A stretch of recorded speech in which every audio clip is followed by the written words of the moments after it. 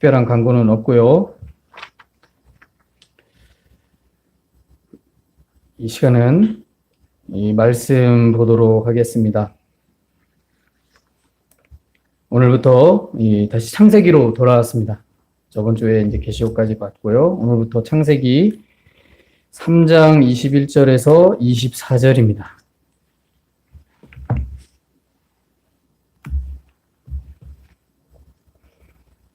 맨 앞으로 가시면 페이지는 4페이지입니다. 창세기 3장 21절에서 24절까지의 말씀입니다.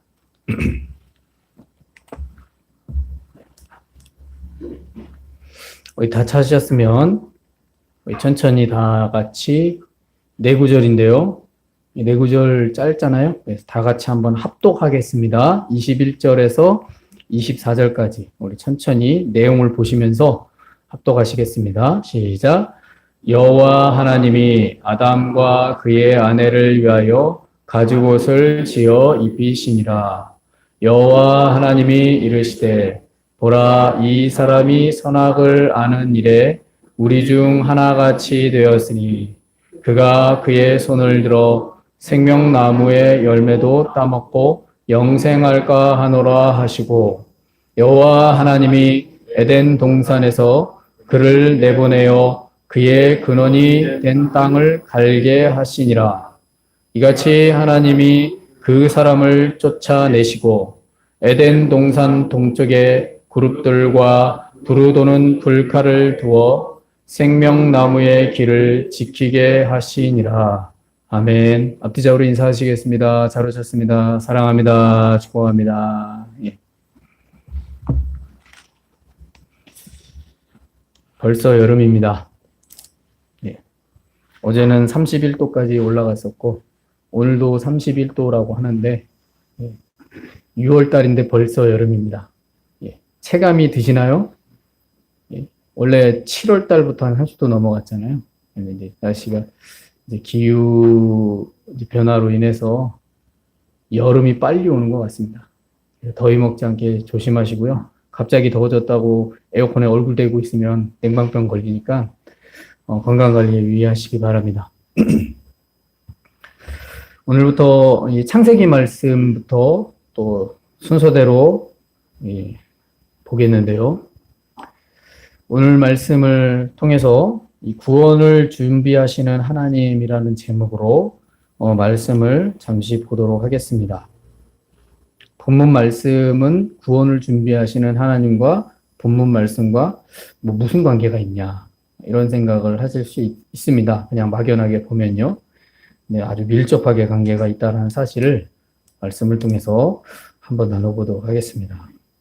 오늘날 사람이 살아가는 이 세상을 보면서 하나의 큰 사건이 끝나고 나면 또 다른 사건이 일어나는 것이 계속해서 반복되어지는 것 같아 보입니다.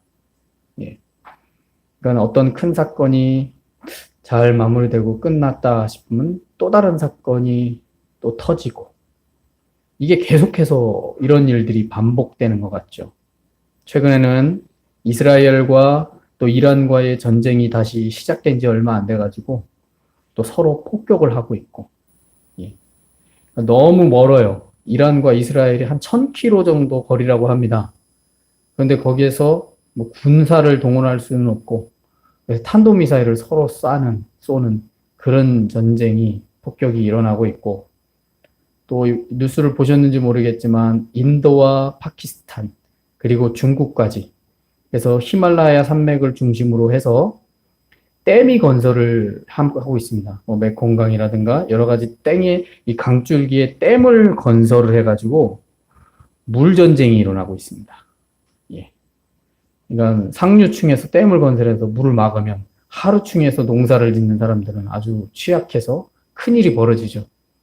그래서 인도에서 댐을 건설해서 파키스탄에 물을 막고 중국에서 댐을 건설해서 또 인도에 물을 막고 이게 완전 물전쟁을 하고 있습니다. 지금 이게 전 세계에 일어나는 일입니다. 지금 오늘날이요. 다소 우리나라는 그거를 체감하지 못하죠. 예. 왜냐면 우리의 강줄기는 이 한강 갈등기는 북쪽에서 발원하는 게 아니라 이 동강 쪽에서 발원하기 때문에 뭐 크게 우리가 뭐 물 때문에 걱정하는 일들은 별로 없지 않습니까? 근데 이제 동아시아 지역이나 이런 데는 지금 물 전쟁 때문에 난립니다. 예. 그리고 뭐 뉴스에서 보셨지만 미국에서 지금 불법 이민자를 통한 강경 대응 때문에 문제가 발생하고 있고, 또한 이제는 자연재해는 일상이 되어버린 것 같은 이 생각이 들 정도로 지구 환경이 급변하고 있고, 또 모든 나라의 경제, 사회, 문화, 전반적인 모든 면에서 급속도로 변하고 있는 것을 우리가 볼 수 있습니다. 다소 우리의 일상생활에서는 좀 덥다라는 쪽으로만, 또 물가 상승 쪽으로만 체감하고 있지만, 실제로는 전 세계가 지금 굉장히 급변하고 있는 상황입니다. 예. 그래서 저와 여러분이 이 국내 뉴스만 보지 마시고 전 세계 뉴스도 한번 보셔야 됩니다. 세계가 지금 어떻게 변해가고 있는지. 자, 이렇게 사람 사는 세상이 급변하는 모습을 우리가 보면서, 자, 우리 그리스도인은, 자, 하나님으로 인해 구원의 소망이 없었다면 참된 구원을 볼 수 없었을 것입니다. 물론 이 절망적인 상황에서도 희망을 보는 삶을 사는 것이 사람에게는 반드시 필요한 일입니다. 아무리 절망스럽더라도 희망을 봐야 되는 거죠. 그래서 우리는 소망이 없어 보여도 그럼에도 불구하고 희망을 가지고 세상을 바라보는 긍정적인 시선이 우리 사람에게 필요하다라는 것입니다. 그러지 않으면 살 수가 없습니다. 그래서 우리 믿는 자에게 구원의 소망을 주신 이 예수 그리스도가 없었다면 우리는 이 죄 가운데서 사망의 길을 알지도 못한 채 걸어가는 인생이 되었을 것입니다. 자, 오늘 말씀에 보시면 하나님께서 이 불순종으로 인해 선악과를 따먹고 타락한, 좁게 말하면 아담과 하와를 위해, 넓게 말하면 모든 인류의 구원을 위해 당신의 구원을 준비하는 장면의 말씀을 보여주고 있습니다. 오늘 말씀에서요. 다소 이 고대 사회, 아주 옛날 사회의 창세기 말씀을 보면 오늘날 우리의 현실과 다소 동떨어진 것 같은 느낌이 들지만 이 말씀을 통해 하나님의 구원을 준비하시는 과정을 우리가 한번 생각해 볼 수 있지 않나라는 생각을 해봅니다. 자, 하나님께서 세상을 창조하시고 본문의 이 창세기 말씀 초두의 1장, 2장을 보시면 에덴이라는 정원을 만드셨습니다. 예. 그곳에 우리의 성경대로 보면 우리의 조상이라고 말하는 아담과 하와를 만들어서 살아갈 수 있도록 해서 말 그대로 완벽한 낙원을 만드셨습니다.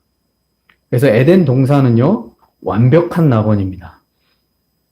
자, 이는 하나님께서 세상을 창조하시면서 창조 기사의 1장에 보시면 이런 표현을 합니다. 보기 좋았더라 라는 표현이 있습니다. 예. 그래서 보기 좋았더라 라는 말씀을 하시는 것을 볼 때 사람을 창조하신 것에 후회하시지 않았다라는 사실을 말해줍니다. 자, 이렇게 하나님은 완벽한 세상을 창조하셨고요.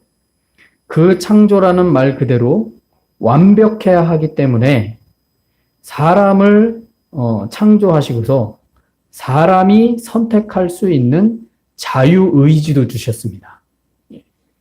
왜요? 완벽해야 되기 때문에. 왜 자유의지를 주셨냐? 하나님도 자유의지가 있으시기 때문에 사람도 자유의지를 주신 겁니다. 왜요? 완벽해야 되기 때문에. 자, 우리가 완벽함을 생각할 때 그 완벽함은 억압과 통제에 의해서 이루어지는 것이 아니라 자유로운 의지가 있어야 된다는 것을 생각해야 됩니다. 만약에요, 하나님에 의해 통제가 되어서 죄를 범할 수 없고 또 선한 일만 하도록 그렇게 사람을 만들어 놓았다면 이는 마치 정신적으로 조종되는 이 아바타와 같은 모양이 될 겁니다. 예. 아바타라는 영화 아시잖아요? 예. 아바타라는 그 외계 신체에 사람의 정신이 옮겨지는 거죠. 그런 것과 같은 모양이 될 거다라는 거죠.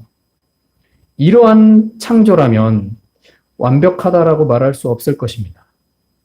그래서 하나님은 세상을 창조하실 때에 말 그대로 자기 형상과 모양으로 사람을 만드실 때 그렇게 만드셨기 때문에 그 사람은 스스로 선택할 수 있는 자유의지가 있어야 되는 겁니다. 그래서 창조의 마지막이 완벽했던 거예요. 그래서 사람을 창조하실 때 마지막 여섯째 날, 일곱째 날은 쉬셨잖아요. 그래서 마지막 여섯째 날에 사람을 창조하셨고 그 세상 창조의 완벽함을 완성하신 겁니다. 자, 그렇게 하나님께서 세상을 완벽하게 창조를 하셨지만 문제가 있습니다. 문제가 생긴 거죠. 그 문제는 그 완벽함을 불순종으로 파괴해버린 존재가 사람이라는 사실입니다. 자, 하나님은 완벽한 세상을 이루시기 위해 오늘 이 에덴 동산이라는 이 동산 중앙에 생명나무와 선악을 알게 하는 나무인 두 개의 나무를 두셨습니다. 오늘 이 말씀은 아니지만 2장 9절에 보면 이렇게 말합니다. 여호와 하나님이, 창세기 2장 9절에 여호와 하나님이 그 땅에서 보기에 아름답고 먹기 좋은 나무가 나게 하시니 동산 가운데에는 생명나무와 선악을 알게 하는 나무도 있더라. 우리가 동산 중앙에 선악과만 있는 걸로 생각을 하죠. 선악과 나무만 있는 게 아닙니다. 생명나무도 같이 있었습니다. 그래서 우리는 창세기를 보면 동산 중앙에는 선악과 나무가 있었어. 요거에만 집중하지 생명나무도 같이 있었다라는 사실은 생각지 못합니다. 그렇죠? 예. 근데 생명나무도 같이 있었어요. 그 중앙에. 자, 이렇게 하나님은 동산 중앙에 생명나무와 선악을 알게 하는 나무인 두 개의 나무를 두셨습니다. 그러니까 한 개 아니에요. 두 개예요. 동산 중앙에. 그런데 사람은 생명나무에 시선이 가는 게 아닙니다.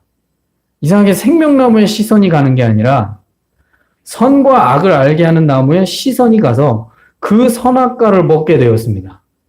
옆에 생명나무는 신경 쓰지 않고 선악을 알게 하는 나무에 시선이 가서 그 나무의 과일을 먹게 된 것이죠. 자, 이는 근본적으로 사단이 유혹이 한 것이죠. 사단의 유혹이 있었지만 하나님의 말씀을 거역을 한 것은 사람의 자유로운 선택이라는 사실은 부인할 수 없다라는 사실입니다. 왜요? 동산은 하나님이 창조하신 이 세상은 완벽해야 되는 거예요. 그 완벽하려면 마지막 창조된 인간은 하나님의 형상과 모양으로 창조됐기 때문에 완벽해야 되는 거죠. 그래서 앞에서 말했듯이 자유의지가 있어야 되는 거예요. 하나님의 의도에 의해 통제돼서는 안 돼요. 하나님이 먹지 말라고 명령은 하셨지만 그걸 먹고 안 먹고를 선택할 수 있는 자유의지를 하나님이 사람에게 주신 거예요. 왜요? 하나님이 창조하신 세상은 완벽해야 되기 때문에. 근데 이 완벽한 것을 하나님이 만드셨는데 이 사람이 불순종을 선택해서 그 완벽함을 무너뜨린 겁니다. 그래서 하나님의 말씀에 거역한 것은 사람의 자유로운 선택이라는 사실은 부인할 수 없다는 사실입니다. 자, 이러한 불순종으로 인해 성경은 죄가 세상에 들어왔다라고 말합니다. 죄가 세상에 들어오게 되었고 이 죄에 죄된 사람은 아무런 소망이 없이 죄의 지배를 받게 되는 신세로 전락하게 되어버린 겁니다. 자, 불순종을 하기 전에는요, 세상의 모든 만물은 우리가 성경을 보면 알 수 있습니다. 세상의 모든 만물은요, 아담과 하와에게 순종하였습니다. 세상의 모든 만물들은. 또한 모든 아름다움과 먹을 것을 제공했습니다. 아담과 하와에게요.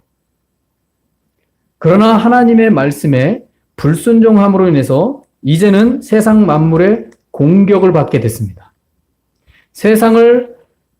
세상이 순종하던, 세상의 만물들이 순종하던 것들이 이제는 사람을 공격하는 거예요. 그리고 심지어는 영적 세계에서도 공격을 받는 아주 미약한 사람으로 전락하게 되었습니다. 무엇 때문에요? 하나님의 명령에 불순종했다라는 그 하나 때문에. 그렇게 돼버린 거예요. 자, 이러한 사실은 오늘날 세상을 살아가는 사람의 모습들을 보면 너무나 쉽게 이해할 수 있습니다. 왜냐하면 사람은 우리가 알듯이 자연재해에 너무나도 취약합니다. 예. 장마철이잖아요. 예. 며칠 전만, 어젠가 그제만 해도 뭐 부산에 시간당 50mm, 60mm까지 갑자기 비가 왔대요. 시간당 50mm, 60mm입니다. 상상이 가십니까? 근데 일본의 규수는 사흘 동안 500mm가 왔대요. 역사상 그렇게 온 적이 없대요. 갑자기 그런 일들이 벌어집니다. 이런 자연재해에 사람은 너무나도 취약하다라는 거죠. 그리고 거짓된 술수와 무당적인 일에 너무 쉽게 유혹되는 존재. 이것이 사람임을 알 수 있다는 거죠. 너무나도 쉽게 취약하고 유혹되고 넘어가는. 그러니까 이러한 비참한 신세가 되어서 불순종의 죄로 신세가 된 것이 불순종의 죄로 말미암아 죽을 수밖에 없는 사람은 하나님은 이러한 사람들을 구원하시기 위해 구원을 준비하시기 시작하신 것을 오늘 말씀에서 시작되고 있다는 사실을 알 수 있습니다. 우리는 하나님의 구원을 예수 그리스도의 십자가의 보혈로 구원받은 그 복음을 알죠. 그런데 하나님은 이미 창세기의 말씀에서부터 불순종이 시작되면서 구원을 준비하고 계셨다는 사실을 본문 말씀에서 우리가 알 수 있습니다. 자, 말씀에서 하나님은 사람을 구원하기 위해 이 두 가지로 시작하셨다라는 것을 보여줍니다. 제가 두 가지로 나눴는데 딱 두 가지인 것 같습니다. 첫 번째는요, 아담과 하와에게 가죽옷을 입게 하셨습니다. 21절에 보시면, 21절 한번 보시겠어요? 보시면, 여호와 하나님이 아담과 그의 아내를 위하여 가죽옷을 지어 입히시니라 라고 말합니다. 가죽옷을 입히셨습니다. 하나님이 갑자기 가죽옷을 입히셨습니다. 왜요? 가죽옷이 없었거든요. 그래서 아담과 하와에게 있어서 이 가죽옷을 하나님이 입히셨다라는 건 하나님의 은혜입니다. 자, 이 가죽옷을 입히셨다라는 것은 두 가지 의미를 내포합니다. 첫 번째는 불순종하기 전에는 자연의 지배자였습니다. 아담과 하와는 불순종하기 전에는 자연을 지배하는 자였습니다. 그래서 모든 동식물들의 이름을 지었죠. 그 이름을 지을 때에 그 지혜가 너무나도 뛰어나서 다 지을 수 있었습니다. 수백만 종의 모든 동식물들의 이름을 짓는 것이 쉬운 일입니까? 근데 그걸 다 지을 수 있는 지혜를 가지고 있었어요. 그러니 모든 동식물들이 아담과 하와의 지배 아래에 있었습니다. 그래서 자연을 지배하는 자였지만 이제는 불순종으로 인해서 자연의 지배는커녕 자연의 해를 입는 존재가 되어버린 거죠. 그래서 그 자연의 보호를 받게 해주시기 위해서 가죽옷을 마련해 주신 겁니다. 자, 이것을 생각해 볼 때 지배하던 자가 지배를 받는 존재가 되었다라는 것을 생각해 보면 사람의 위치가 얼마나 비참한 위치가 되었는지를 보여주는 장면임을 알 수 있는 것이죠. 무화과 나무의 잎사귀를 엮어서 몸을 가렸는데 이제는 그것조차도 도움이 안 되는 거죠. 그래서 하나님이 가죽옷을 입히셨다라는 건 이제 세상의 자연재해에서 보호를 받아야 된다라는 겁니다. 그러니까 사람이 얼마나 비참한 존재가 되었는지를 말해주는 겁니다. 또 두 번째는요, 너의 힘이 아니라 이제는 하나님의 힘으로만 구원을 받을 수 있다라는 겁니다. 창세기 3장 7절에 보시면 이 아담과 하와는 자기들의 힘으로요, 무화과 나무 잎을 엮어서 몸을 가렸습니다. 자, 그런데 이것은 너의 힘으로 안 된다라는 거예요. 그렇게 가렸는데 햇빛이 비치면 나뭇잎이 말라버리잖아요. 말려버립니다. 그러면 노출돼 버리잖아요. 그러니까 자연의 지배를 받을 수밖에 없는 존재가 된 거죠.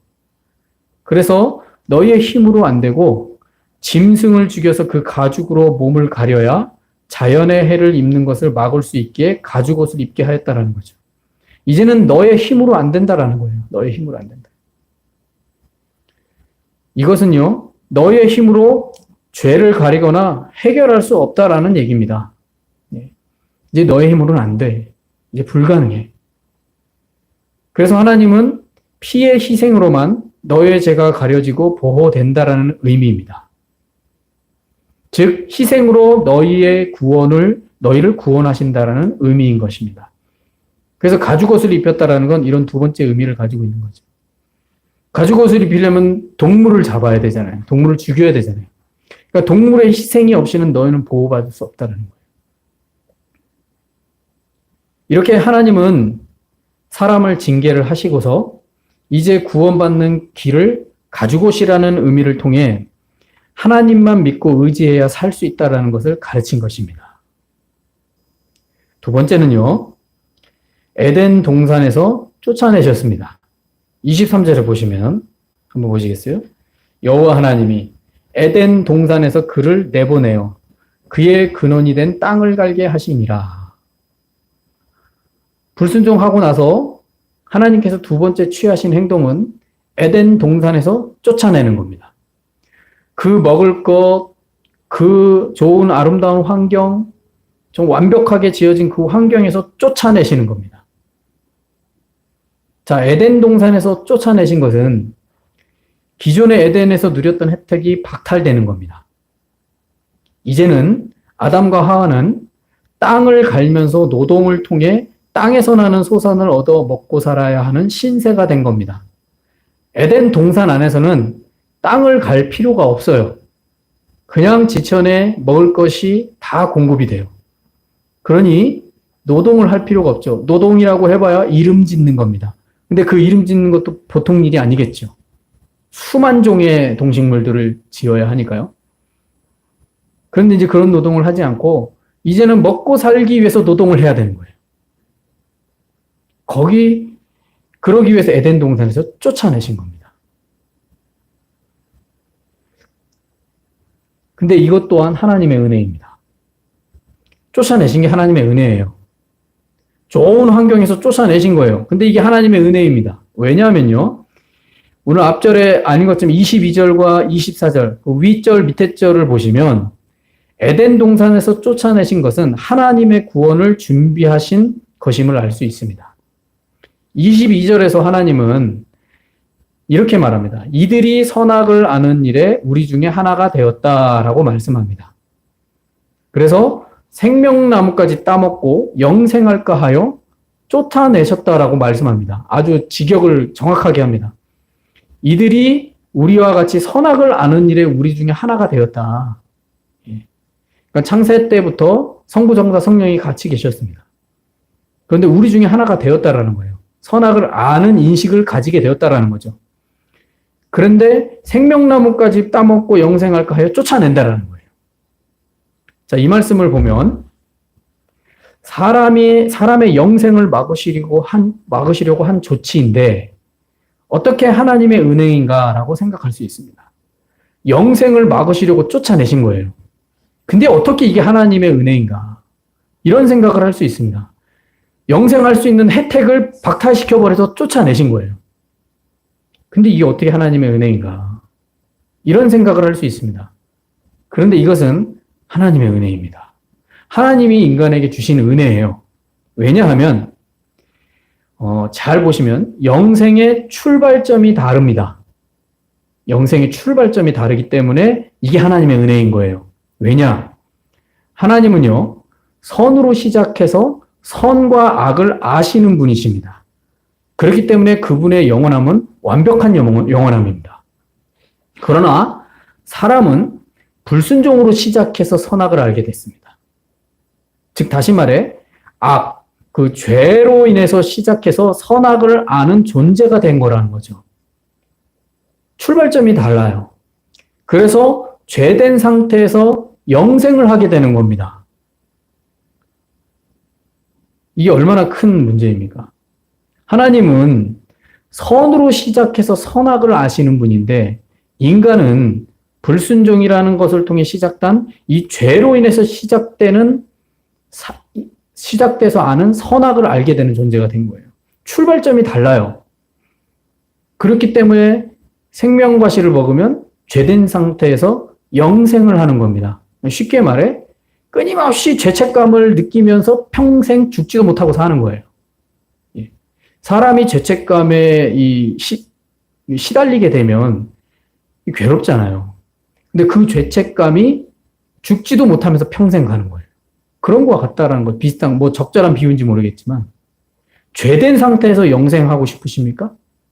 끊임없이 그 죄라는 죄책감에 짓눌려가지고, 예, 정신분열증이 걸려서, 정신이상증이 걸려서, 죽지도 못하고 그렇게 살아가는 존재가 돼야 되는 거예요. 이걸 한번 상상해 보십시오. 같은 영생인데, 고통의 영생인 거예요. 하나님은 그걸 막으시려고 하는 거예요. 단지 영생할까 두려워서 막으신 게 아니에요. 그들을 쫓아내신 게 아니에요. 죄된 상태에서 영생하는 것을 막으시려고 하는 거예요. 우리의 구원이 죄된 상태에서 영생한다고 생각해 보십시오. 그게 온전한 구원이겠습니까? 온전한 구원이 될 수 없는 겁니다. 그래서 하나님은 태초 이 창세 때부터 아담과 하와를 쫓아내실 때 이 생명나무를 못 먹게 쫓아내신 이유가 죄된 상태에서 영생하는 것을 막기 위함이다라는 거죠. 자, 이렇게 출발점이 다르기 때문에 사람이 선에 가까운 것이 아니라 악에 가깝다라는 사실을 밝혀주는 겁니다. 여러분 분명히 기억하셔야 됩니다. 사람은요, 선에 가깝지 않습니다. 악에 가까운 존재로 태어납니다. 그걸 우리는 원죄라고 하죠. 그래서 악에 가까워서 악과 죄에 더 빠르게 반응을 합니다. 그래서 사람은 다른 사람의 이야기를 할 때에 좋은 이야기보다 안 좋은 일, 부정적인 말에 반응하는 것이 더 빠릅니다. 이게 사람의 본성 때문에 그래요. 죄된 본성 때문에. 그래서 우리가 뉴스에서 이게 사건을 보시면 반응하는 일이 더 크게 나타납니다. 근데 그 뉴스에서 보면 좋은 이야기, 좋은 사건보다 안 좋은 사건들, 재난들 이런 이야기를 보면 그것에 대한 반응이 더 크게 나타나는 거죠. 그래서 하나님은 죄된 상태에서 영생하는 일을 막기 위해 아담과 하와를 에덴 동산에서 쫓아내신 겁니다. 그리고 본문에 보면 천사를 두시고 또 불칼을 두어서 생명나무를 지키게 한 겁니다. 혹시 들어와서 또 따먹을 수 있으니까 그것까지도 다 가로막아 버리시는 거예요. 자, 이것이 하나님의 사람을 향한 은혜다라는 거죠. 그래서 하나님께서 사람을 구원하시기 위해 이렇게 준비하신 조치였다라는 사실이 오늘 말씀에서 우리에게 가르쳐 주는 것입니다. 자, 이렇게 하나님은 세상을 창조하셨을 때부터 당신의 형상과 모형으로 만드신 이 사람의 불순종으로 죄가 세상에 들어왔을 때부터 그 사람을 구원하시기 위해 조치를 취하시면서 인류 구원을 준비하셨다. 그래서 창세기 때부터 이미 하나님은 모든 사람을 구원하시기 위해 구원을 준비하셨다라는 겁니다. 우리는 오늘 이 창세기의 말씀을 통해 하나님의 구원의 준비가 이미 창조시 때부터 시작되었다라는 사실을 우리가 생각해 볼 때 하나님을 향한 그 하나님의 위대한 사랑을 저와 여러분이 깨달아야 될 줄로 믿습니다. 하나님의 위대한 사랑이 창세기 때부터 시작된 거예요. 이거 우리가 저와 여러분들이 믿는 사람으로서 깨달아야 됩니다. 단지 생명과실 못 먹게 하려고 쫓아낸 게 아닙니다. 그분의 사랑은 무엇과도 비교될 수 없는 정말 아낌없는 사랑임을 깨달으셔야 됩니다. 그래서 우리가 예수 그리스도를 믿고 구원의 자녀가 된 것은 그냥 가볍게 여겨야 할, 당연히 되어야 할 그런 사건이 아니에요. 엄청난 사건입니다. 이미 성경을 우리가 하나님의 말씀으로 믿는다면 창세 때부터 이미 하나님은 이 구원을 이루시기 위해서 준비하셨다라는 겁니다. 그러므로 우리 믿는 자로서 이 하나님의 구원을 소망하는 것을 잊어버리면 안 됩니다. 우리가 예수 그리스도를 믿으며 예배 생활을 하고 정해진 예배, 공적 예배 속에서 하나님을 예배하고 세상에 나가서 그리스도인으로서 살아가는 삶을 살아가는 이 세월이 결코 헛된 것이 아님을 오늘 말씀을 통해 잊지 마셔야 됩니다. 이미 하나님은 이 창세 때부터 이렇게 구원을 준비하셨어요. 그러므로 오늘날 이 시대에 우리가 깨어서 정말 하나님의 구원을 믿고 소망하는 저와 여러분이 되어야 될 줄로 믿습니다. 그것이 오늘 창세기 말씀에서 가르쳐주는 구원의 조치입니다. 오늘 이 말씀을 통해 우리가 하나님의 깊은 은혜와 그분의 큰 구원의 계획의 그 사랑을 이런 것을 준비하셨구나. 이미 이렇게 준비하시면서 예수 그리스도를 통하여 오늘날 이 시대에 그 참된 영원한 구원을 만드셨구나. 이 사실을 우리가 깨달아서 정말 하나님만 의지하고 하나님을 소망하는 그런 아름답고 복된 믿음 생활이 되는 저와 여러분 되시길 예수님의 이름으로 축원합니다. 기도하시겠습니다.